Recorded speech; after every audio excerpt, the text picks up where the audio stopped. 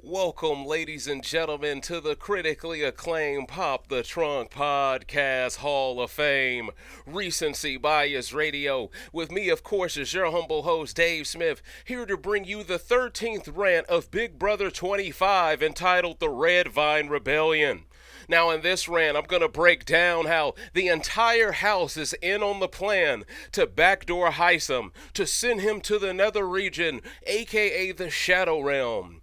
But this would not be a week of Big Brother if we didn't have someone trying to throw a wrinkle into the mix. Understand, in this rant, we're going to break down all of the subtle gameplay being played behind the scenes. We're going to break down the obvious gameplay on the surface. And we're also going to break down Cerie's beef that is developing with Red, here exclusively on Recency Bias Radio, where no one is safe from criticism.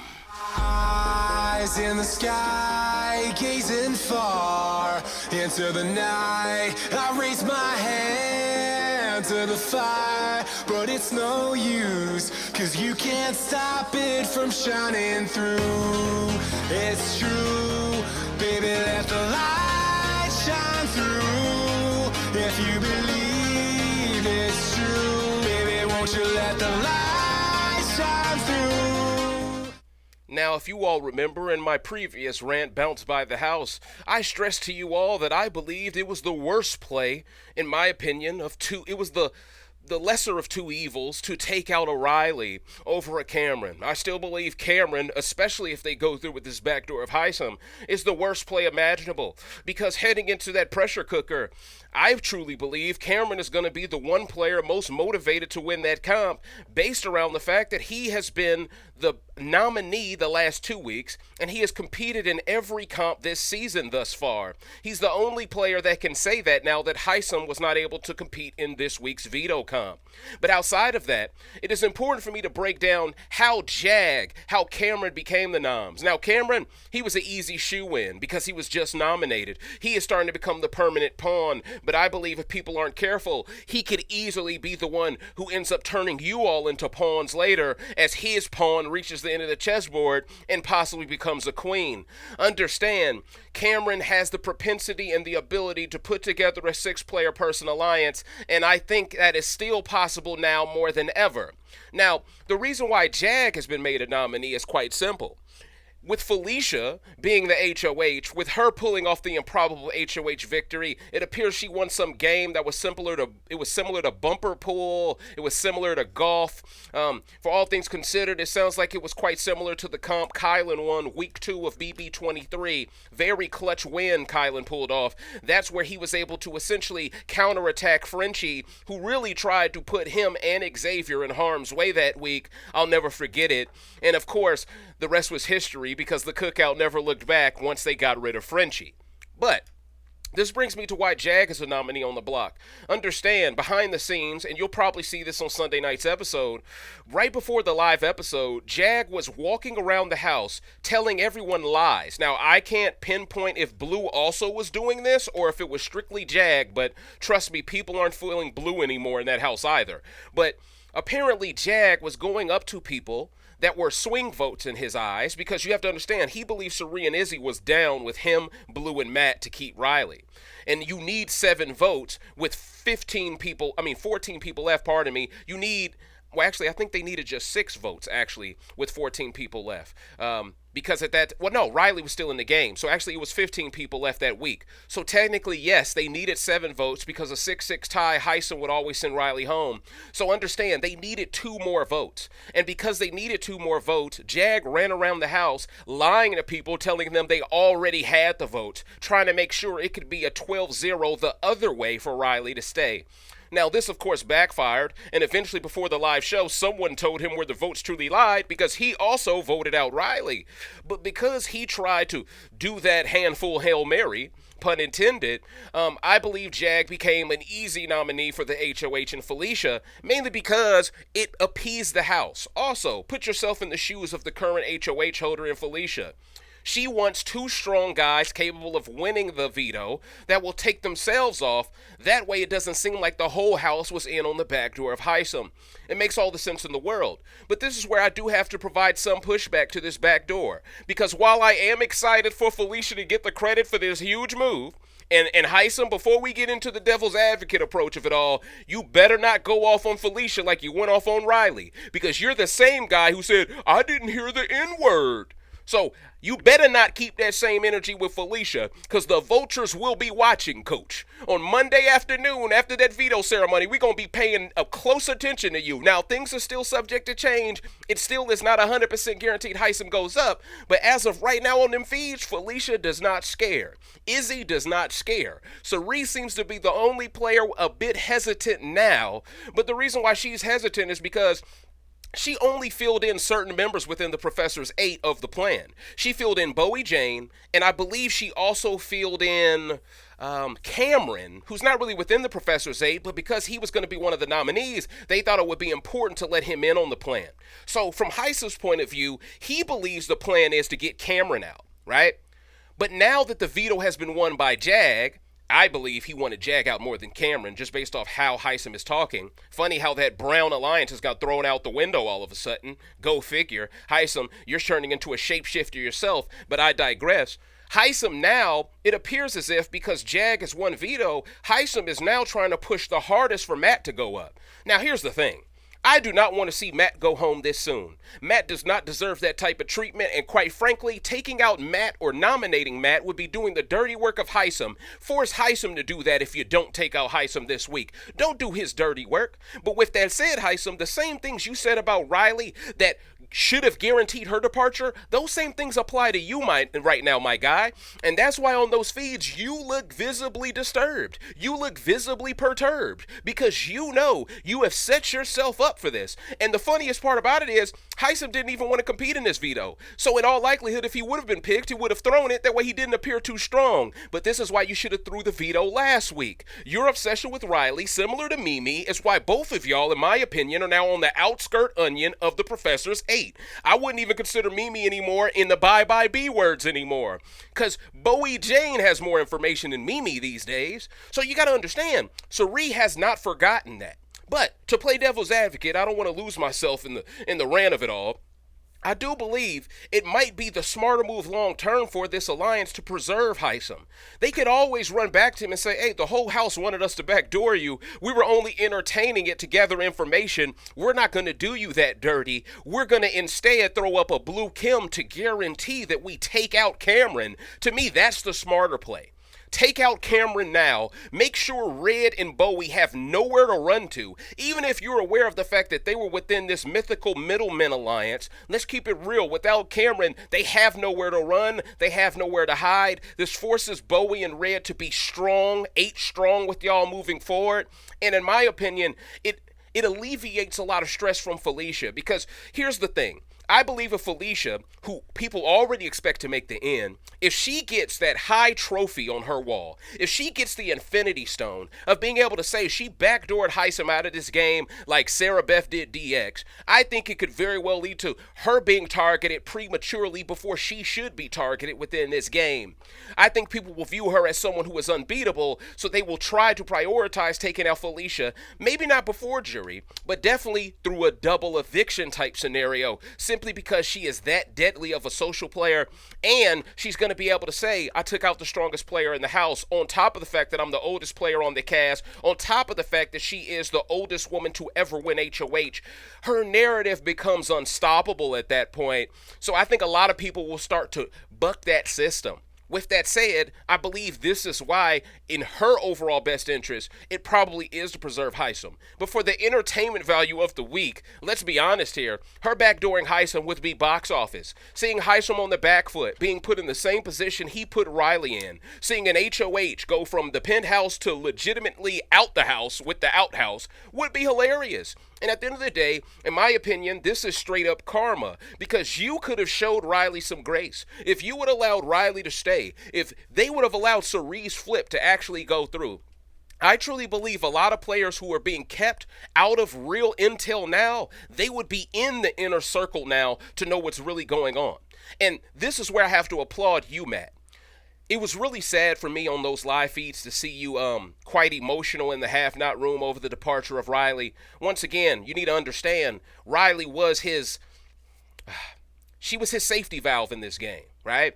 Every quarterback needs a tight end that they can check it down to not lose yards per play. For a lot of reasons, I could create the argument Reilly was that socially for Matt within this game. She was his check down. She was the person he could always rely on to give him that quick amount of yardage so he would never feel like he's at a loss. Now that he has lost her, you can tell he is truly feeling that loss. And I truly feel for you. But with that said, Coach, it's good to see that you're back gaming. It's good to see that he is relieved about the fact that Felicia has already promised him he will not touch the block.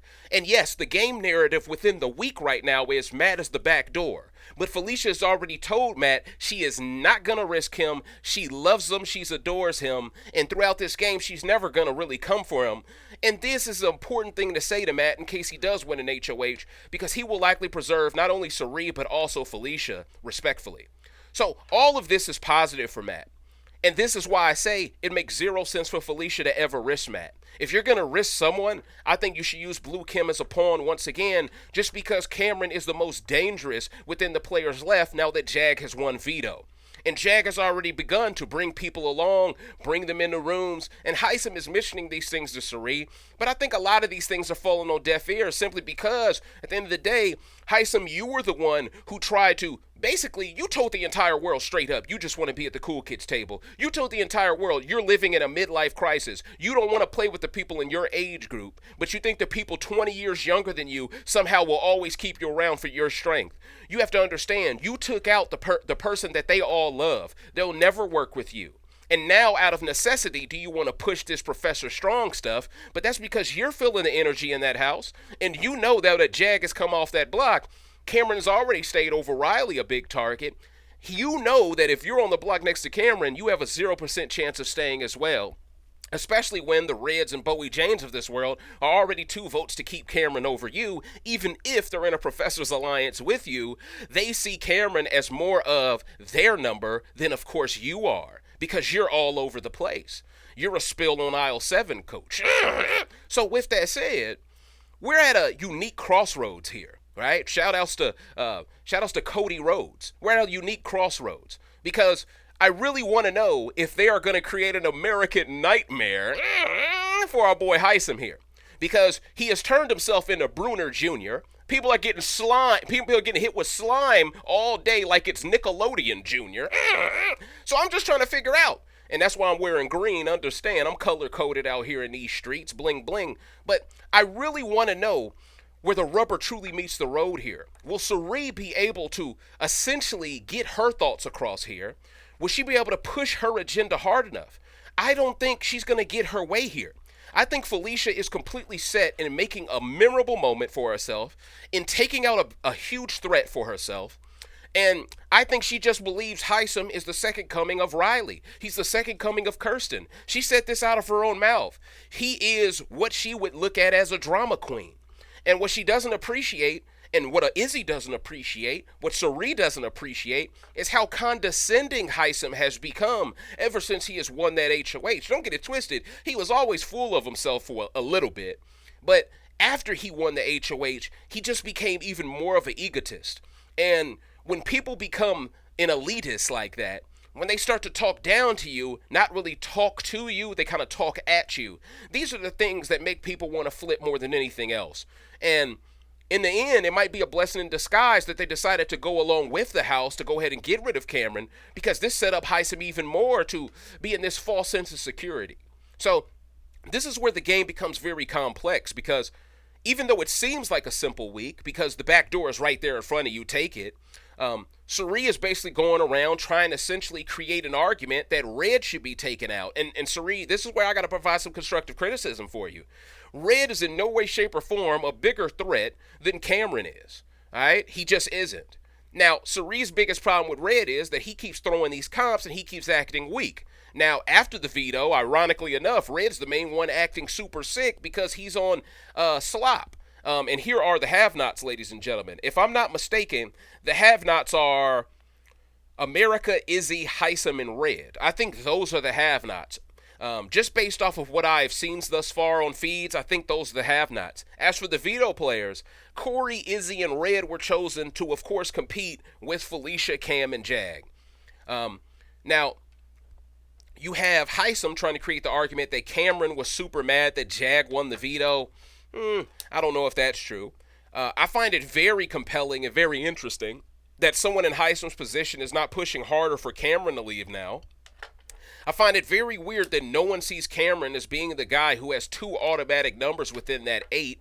I just think it's bizarre there. I also think it's weird that Hisam is not pushing for Cory to be backdoored at all with Felicia. You know, for you to be so gung-ho about getting rid of Matt, it really shows me that you're insecure about the fact that Matt has not forgotten how you mistreated his lady. And I know she's technically not his lady, but from his perspective, you basically took out, his fairy godmother. If this is Fairly Odd Parents, you took out Wanda. What do you expect Timmy Turner to do? Huh? Timmy Turner is going to want the smoke. And I believe Matt deserves to give you that. And I saw some of the stuff that Hyson was doing. Apparently, there's this shrine that they made for Reilly. I know it's a little Hey Arnold, Helga Pataki, but still. At the end of the day, they made this shrine for her. Now, apparently, Reilly is the one who made it herself, and I guess Matt was the one who just added things to it. But apparently there were some Q-tips on this shrine, and Hyson went out of his way to grab one and put it in his ear and throw it in the trash. I mean, dog, his obsession with Reilly is so sick. Even when she's gone, he tries to defame and desecrate the shrine to her. And it's like, bruh, at the end of the day, bro, you're like one of those people who is so mad that you weren't included. So now for the rest of your life, you just can't stand the person that didn't accept you. And that's what it feels like to me. It feels like all he wanted was for Reilly to invite him to her squad, to her alliance, and because she never valued him, he will always feel a certain type of way about her. And this is a big L, I think, the fact that she can't compete in the battle back. But this is why, we've seen how production prefers Hisam. We see how they protected him in this edit. We've seen how they edited his speech towards Reilly. We've seen how they gave him the final goodbye message to Reilly. So we have historical context that would suggest that they are going to fight very hard in that DR to push someone to not backdoor Hisam here. One has to ask the question, Sari, is production trying to play through you this week? I'm just saying. Because Sari was the main one pounding the table that Hisam got to go, and now that the move is right there, it's like I don't want to make it. And I get it. If all of the other people in the game that have always been on an opposing side of you, if they're the main one saying, yeah, do it, it does kind of give you pause, like, am I handing them the game by taking out my strongest shield, by taking out the one person that will keep all of them scared, by taking out the one person that if we refuse to take him out now, he will likely win Pressure Cooker on Thursday night, and by him winning Pressure Cooker on Thursday night, he will just continue to go after the Jags and Blues of this world. It buys us another week, and then we can revisit this a week after that. I can see both sides of it. So I'm not going to be a hypocrite. The same reason why I wanted Reilly to stay for entertainment value is the same reason I don't mind Hisam staying because of entertainment value. With that said, I'm dreading the idea of Hisam leaving because if he does get backdoored here, I am very concerned Cameron is the main guy with the most motivation and incentive to stand there with his hand on that button, finger on that button, as long as he needs to have it on that button to get into that HOH room. Because as soon as Hisam's gone, immediately they're down from an 8 to a 7. Then you take the 2 numbers away that, of course, Cameron will have. Then you add all the floaters in the mix on this cast that just float to power from week to week, which makes them all bad players to me because they're terrified of actually holding their own. They're terrified of actually planting their flag somewhere. They just want to be along for the ride. They want to be a passenger in someone else's vehicle, and they want the world to believe they were driving all along. When the true superfan can see what it is, y'all ain't driving nothing. So at the end of the day, this is the dichotomy, right? This is the tough part about it. Because if there is no Hisam, I believe Cameron wins HOH. If Cameron wins HOH, he pulls Red, he pulls Bowie Jane, He's able to scoop up Jag and Blue, maybe not Matt necessarily, because I do believe Matt will feel like he owes more loyalty to those sisters who really have picked him up, really have been a mother to him in that house after Reilly has left, really have made him feel included after Reilly has left. In a standardized season, I mean, we've seen where Shelly leaves and then Clay leaves, or Clay leaves and then Shelly leaves. We've seen that before in BB17. Now, I'm not saying this was a glorified showmance, but the perception of them being a showmance, it usually is the type of thing to get a player like Matt taken out after Reilly. This is where I do believe his disability is helping him somewhat appear weaker than he might actually be. Because when he had that conversation with Felicia in the HOH room, he understood exactly why she was playing it the way she was playing it. And you all see it in the thumbnail. He ain't had that smile on his face since Reilly left. This is the one thing that may motivate Matt for us to see the best out of Matt moving forward after this week. And because of that, I do kind of want to see that resurgence from within him. I do want to see if there's more that meets the eye here on the transformer side of the game. I kind of do want to see how these players in this house play when there's not this big shadowy figure like Hisam watching over them like Bowser in Super Mario RPG. You know what I'm saying? Like, at the end of the day, Coach, I just want to see these players play on a season where there isn't this one ringer who's great at everything. I like to see more parity. And as long as Hisam's around, he's such a tryhard, I think there won't be much parity. You know, no one likes to see the Yankees buy up all the talent in the major leagues and then win the World Series. It's quite the opposite, actually. If you're going to buy everyone, fans usually root against you because of that. And I just realized I've been going in during this rant this whole time. I ain't even changed the logo. That lets you know I'm focused on what I got to do. But with that said, though, ladies and gentlemen, so this is essentially how the game shakes out. You know, I didn't want this rant to be too long, but because the strategy of this week is so self-explanatory, that's pretty much how things are shaking out right now. You know, America last week was really clinging to Hisam, trying to make it seem like she really had his back. But, you know, as soon as Felicia won HOH, she was the main one, running up to Sari and Izzy, celebrating, couldn't wait for Hisam to go. So you see what game she's trying to play. Cory, you know he's always wanted Hisam gone, so if Felicia can do his dirty work for him, this just helps Cory even further get to the end, because I could argue Hisam is one of the only people who can negate Cory's skill set in all comps. Also, if Hisam's gone, I know Felicia just won an HOH, but it puts a lot of pressure, I believe, on Jarrett next week to win Pressure Cooker. If Jarrett don't win Pressure Cooker, I think they're in real danger of getting cooked themselves under pressure. So it's one of those things where the Red Vine Rebellion, my question to you all is this a premature move, this Red Vine Rebellion? Do you believe that they should hold off on this move? Do you believe they should just go through with it because we want to see the move? Or do you believe it's such a bad move that even if it's entertaining, they still shouldn't pull it? It's one of those things where I'm truly torn. Because I believe Hisam deserves this. I think he deserves this karma. You know, when Cory is the first one to admit what Luke said, but Hisam, the guy that's all about integrity, all about brown this, brown that, he acts like he doesn't hear the N-word. I think you deserve to be backdoored by somebody black. Am I the only one thinking about this context thinking it would be flawless victory for Felicia? Am I the only one looking at it that way? I'm just saying. Now, I did say everyone deserves a second chance, but the way he spoke and talked down to someone like Reilly the way he did, I'm sorry, Hyson, but you've been acting kind of crazy. And you know the old slogan. See, as you can see, the more you fuck around, the more you're going to find out. Huh? That's all I'm saying, Coach. All right? You play stupid games, you win stupid prizes, Coach. And I feel as if you started to believe and you started to buy your own hype. And what happens in this game when you start to buy your own hype is you start to forget how to treat people with respect. You start to forget about the subtle nuances of the social game. The same things you say Reilly failed to give you or offer you when she was HOH, those were the same things you failed to offer members within your own majority alliance that were currently controlling the game. So I must ask the question, Hisam, was it that necessary to try to have these alliances on the side if all of those people you made those alliances with are literally wanting you backdoored this week? I think you played yourself with all of that. You know, if Jag played himself by running to the entire house saying they had the votes when they didn't have the votes, surely Hyson played himself even worse by being heavy-handed to a young woman when at the end of the day, let's just be honest here, you didn't have to do that to guarantee she left this game. And this is exactly why I'm leaning more towards Felicia. Pull the trigger. Make it happen. This is your one and possibly only chance as HOH to plant your flag and say, I'm a certified all-star. I believe you're a certified all-star anyway.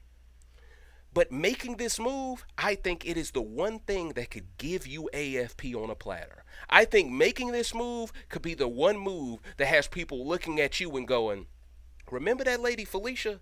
Oh, man, she was a way better gamer than any of us saw coming, huh? Yeah, what she did to Hisam, that was ruthless aggression, man. Shout outs to Vince McMahon. You know, that's what I see. I see this move not only being fantastic for feeds, but being great TV on Wednesday night. Now, I don't know how production's going to edit this week. It's pretty much self-explanatory. I think they should provide a lot of flashbacks to explain the thought process of this move, because I think the casual audience will be like, why is his alliance backdooring him? But with that said, sometimes you have to make this move because you won't get the same opportunity again. And as the numbers continue to die down, that is when I believe someone like Hyson becomes even stronger because the likelihood that he gets picked in every veto increases by the week. So you were gifted a week where he was not picked, and because you were gifted a week where he was not picked, and because everyone's in on the move, yeah, it's a gift and a curse because everyone will feel like you did us a favor, but once Hysam's gone, how quick will it take for these same people to turn on Felicia, believing she's the unbeatable force now? Not necessarily from a competition standpoint, but just from the idea that she took out the man, she beat the man, so she is the man. That's a little scary, but scared money don't make none. And in my opinion, Felicia, you need to be ready to take this shot. So ladies and gentlemen, what are your thoughts? Do you believe Felicia should just go through with this move? Do you believe Cirie should just allow Felicia to cook here? Do you believe the Red Vine Rebellion is going to be one of those moments we're going to remember for years to come if she goes through with it? Do you believe if she reneges on it, it could be the decision that hands Hisam the game? Do you believe if she goes through with it, it could be the decision that hands Cameron the game or Cory? I think this move, for better or worse, could hand someone the game either way that isn't Felicia, Cirie, or Jarrett, or Izzy. But with that said, a player like Hisam, who appears to have wanted to play both sides, it seems like now he is starting to be against the Jags and the Blues. Blue and, of course, Jarrett are getting closer by the second. One could create the argument that it might just be a net positive in the end to get rid of Hisam now, try to reel Jarrett in. But I must stress this. Maybe, just maybe, the better play is to backdoor, and not backdoor, well, it would be technically a backdoor, but not a backdoor in the sense that you want her to go home. I think the better move is probably to put a Blue Kim next to Cameron. Get rid of Cameron instead. In my opinion, I know that that's a conservative play. I know that is a risk-averse play. But from a numbers standpoint, I just think you don't want to be the one to blow up an alliance first because you become the easy one everyone can blame when they turn on you. Because it's like, oh, you took the first shot, I didn't. You actually gave me game incentive to turn on you. And I get it. Bowie Jane is in on the plan to get rid of Hisam. Red seems to be in on the plan to get rid of Hisam. But of course they're in on it because Cameron's on the block. They have no choice, right? They're going to be down with whatever that saves their boy Cameron. Hence why I would prefer a scenario where Cameron leaves just like I preferred it for him to leave over Reilly. But now, ladies and gentlemen, I want y'all to answer. Give me your questions in the comment section below. I will try my best to provide you all with a live feeds update. If not on Monday afternoon, maybe on Tuesday. It really depends on the fallout of this backdoor, if it happens or if it doesn't happen. If it does happen, you're definitely getting some type of a live feeds update on Monday. If it doesn't happen, if instead they target Red, I'm sorry, that's such a lackluster move. All I can do is hope that they flip it back to Cameron. How is Red a bigger threat than Cameron? Come on, man. Don't waste Felicia's possibly only HOH week that she'll ever have on Red. What are we doing, coach? This guy, he can barely stand up straight on slop. To me, it would be one of the dumbest moves ever, and that's why I believe Felicia, she's going to put on a big girl pants, and she's going to show out for the elders this week, and I believe she's going to fire the greatest of all kill shots, the type of kill shot Eminem would be proud of because MGK didn't hit him hard enough. You know what I'm saying here. But ladies and gentlemen, thank you so much for watching. I'm Dave Smith with Reese Bias Radio, where no one is safe from criticism, and this was the Red Vine Rebellion. If you could, please don't forget to like this video, comment underneath it, and share it with all the super fans of Big Brother 25 that you rock with. Felicia, make it happen, coach. You have all of the tools at your disposal. Jag has won veto as a nominee on the block. It is the most, it gives you the least amount of blowback, and it doesn't involve too many people in it, so that way Hisam can just be a bit rattled at the move.